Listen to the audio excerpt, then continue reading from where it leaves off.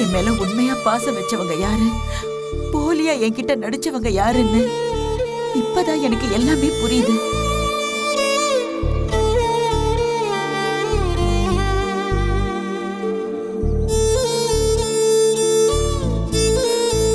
உங்க மாமாவும் அத்தையும் என்னை எந்த குறையும் இல்லாம நல்லா பாத்துக்கிட்டாங்கங்கறத நான் இப்பதான் சிந்து உணர்றேன்.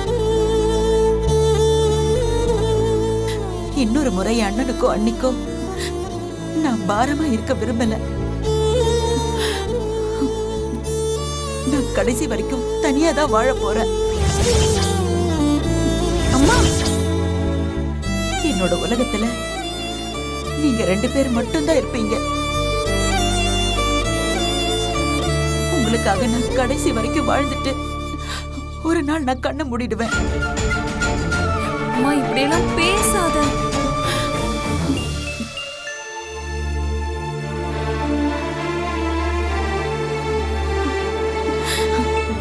சித்தார்த், நீ எந்த காரணத்தை கொண்டும் உங்க அப்பாவை மன்னிச்சிடாத.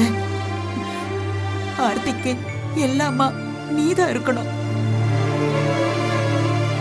அவளுக்கு எந்த குறையும் இல்லாம நீதான்ப்பா பாத்துக்கணும். அம்மா, இதெல்லாம் நீங்க சொல்லணுமா? இவ என்னோட தங்கச்சிம்மா. நீங்க ஆர்த்தியை பத்தி கவலையே படாதீங்க, நான் பாத்துக்கிறேம்மா. எனக்கு இது போதும்பா, இது போதும்.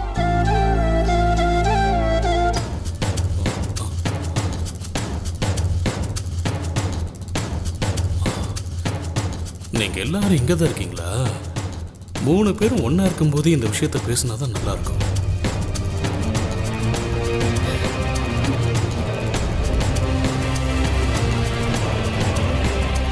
ஆர்த்தி கல்யாணம் முடிகிற வரைக்கும் உன் கூட இருக்கணும்னு ஜோதி சொல்றா. ஆனா அதுக்காக நான் இங்க வரல. உண்மையாலும் நான் இப்ப வந்ததுக்கு காரணம் உன் பேர்ல உன் அப்பம் போட்டிருக்கிற இன்சூரன்ஸ் பணம் தான்.